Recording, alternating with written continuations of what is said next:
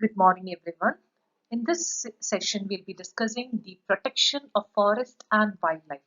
This is a unit which comes in the module 4, and here I'll be discussing these two aspects differently. Like, firstly, protection of forest, and then protection of wildlife. So, why forest is to be protected? What are the requirements of protection of forest?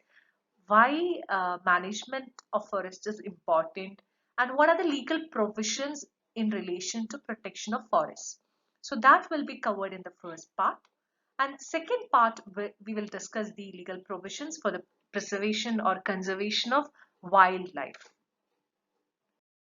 So to start with, the Oxford Dictionary defines the term forest as an extensive tract of land together with the trees and undergrowth which covers such tract and also include pastures which are intermingled with such tract.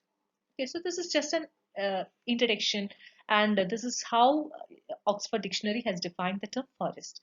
And forests are a major natural resource, and it is a colorful expression of the nature. And forests are considered to be the guardians and protectors of wildlife. Forests are home to various varieties of flora, fauna, minerals, watersheds, rivers, streams, etc. It is also a source of scenic beauty, a check on desertification and soil erosion. It also maintains ecological balance. So let us see in detail what are the significance of forests.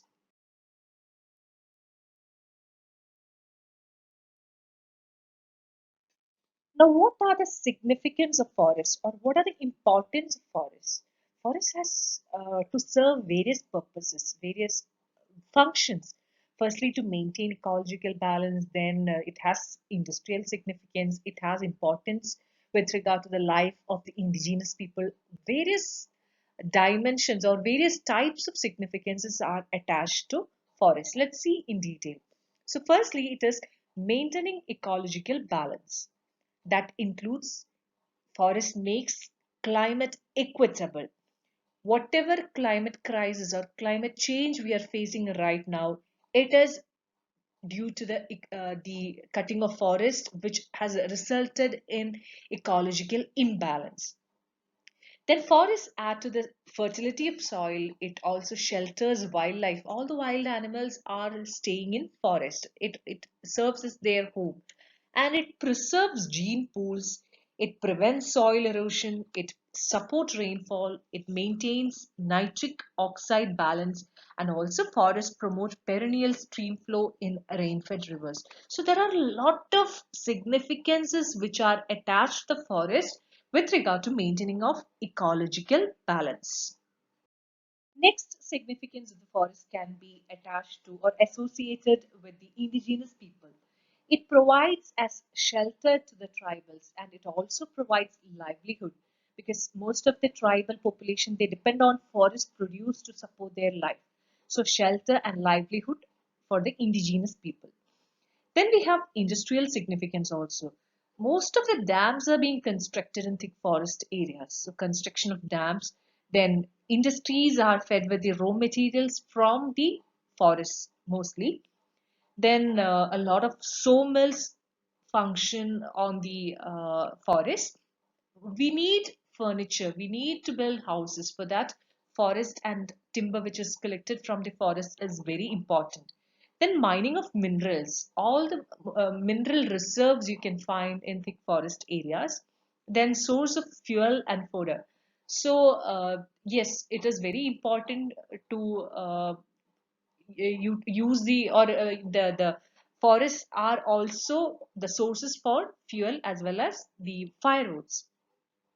Then it also brings a revenue to the state. So there are various significances which are attached to the forest, and these are the most important ones. One is maintaining ecological balance. Second, it is significant to indigenous people, and also forest has a lot of industrial significance. Now, why the management of forests are important? Ideally, the studies say that one third of a country should be forest area. In India, it is right now it is only 21.67% of total geographical area, which is forest cover. It had gone even below, but right now it is again coming up. New areas have been or new forests have been grown, and this is according to 2019 report. Then why management of forest is important? It is essential for the maintenance of ecological balance, which we have already seen. And trees serve as the pool banks of oxygen. We have learned in your science classes in your schools that trees serves as pool banks of oxygen. And cutting of trees will result in the increase of carbon dioxide levels, and increase in carbon dioxide levels, which results in global warming, which again leads to melting of ice caps, which definitely increase in the sea level. And finally, it changes the climate pattern all over. So management of forest is very, very important. What are the consequences of deforestation or cutting of the forest? Deforestation is the loss of wild forest habitats due to human activity. And deforestation can result in soil erosion. It can disrupt the flow of the rivers. It can even disrupt the water cycle. Then it leads to the emission of greenhouse gases. And it finally results in climate change, which we are facing every day. Floods and droughts may be the result. Then it also leads to extinction of wildlife and loss of biodiversity. Then again, if the forests are cut down, it results in displacement of forest dwellers and indigenous people who are living in the forest. And definitely that again will lead to scarcity of forest products. So deforestation or cutting of forest, it has serious repercussions on the climate, on the biodiversity, on wildlife, on the life of the forest dwellers, as well as everyone who is dependent on the forest. And it leads to the difference in pattern of climate change. That is the most important and significant aspect here. This image actually represents the consequences of deforestation. You can see when the trees are cut, when the trees are indiscriminately cut, it leads to more droughts. Then that again leads to wildfires. Like when there is a much lesser number of trees and drought is there, that is, there is no rainfall, scanty rainfall, then it leads to wildfires.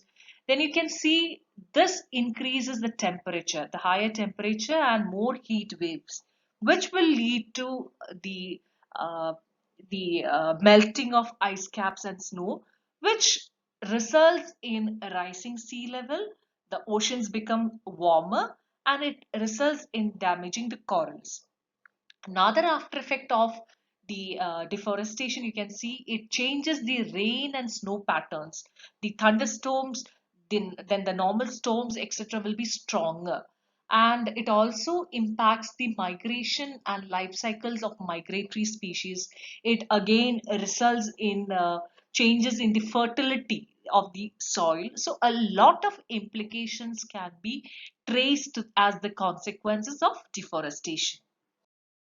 Now let us see the historical perspectives of forest conservation. We have already covered most of these areas when we discuss the introduction, like the environment, historical perspectives of conservation of environment as a whole.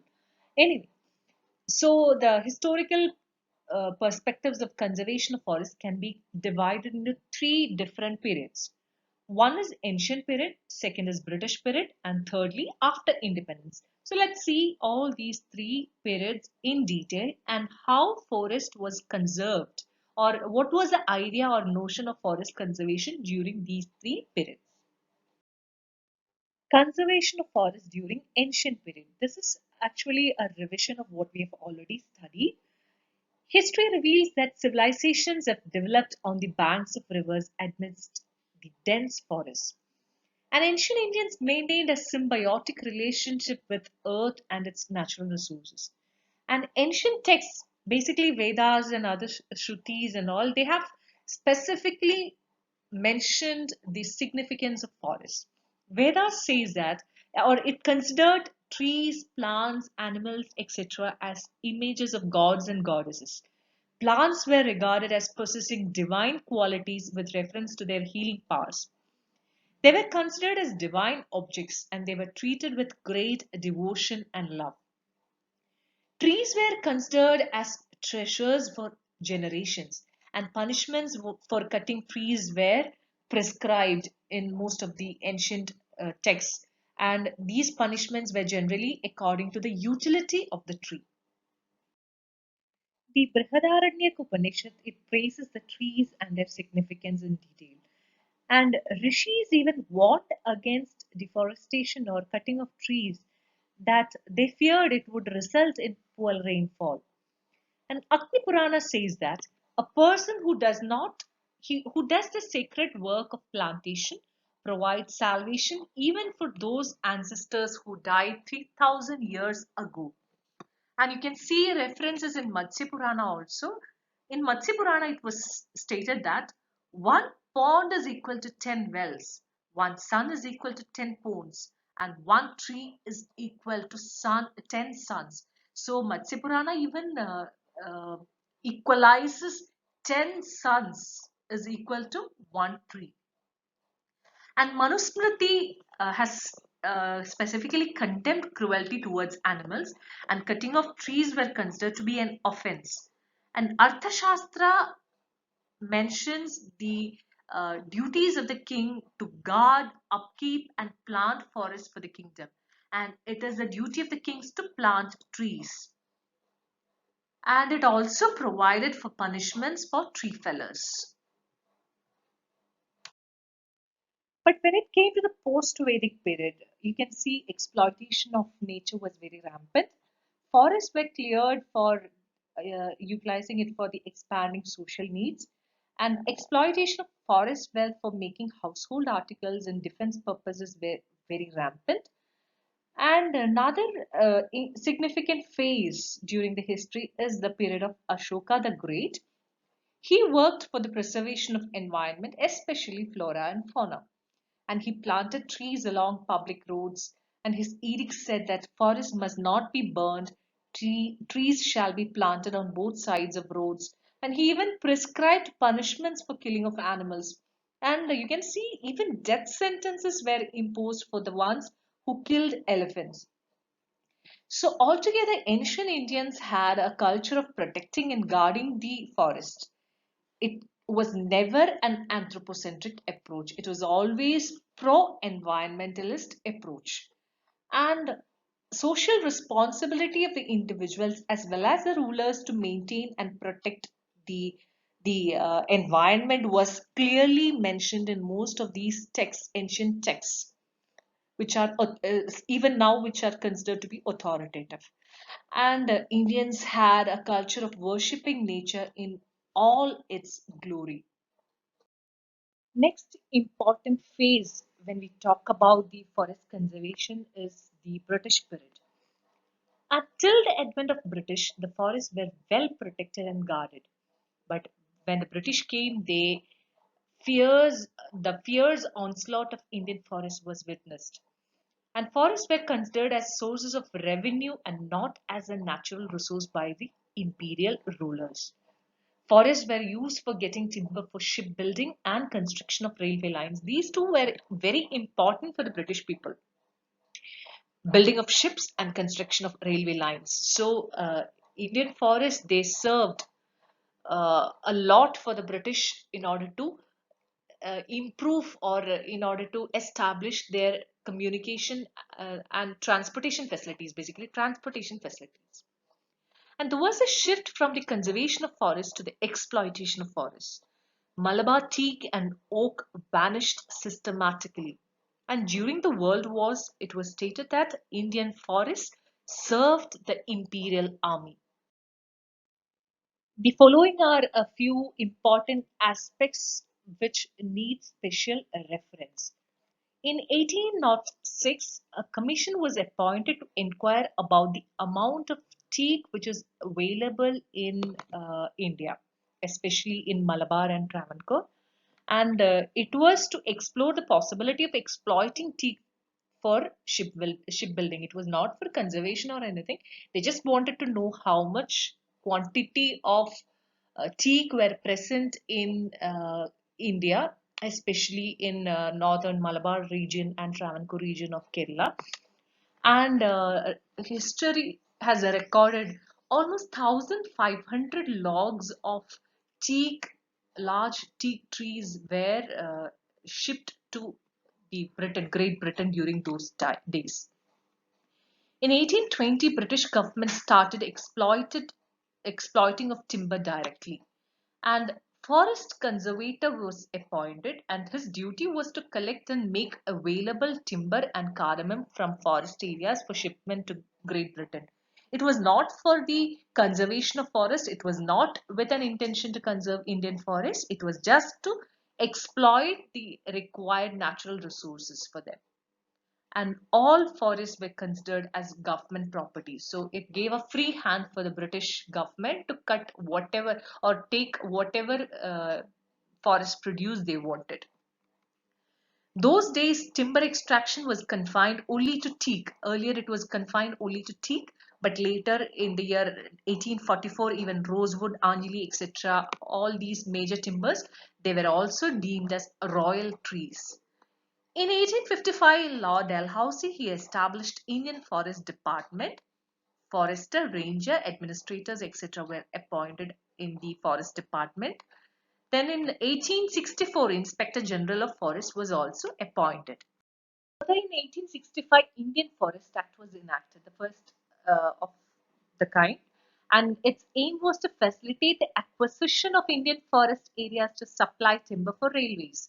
So it was not meant for the conservation of forest, it was just to facilitate the procurement of timber for their needs.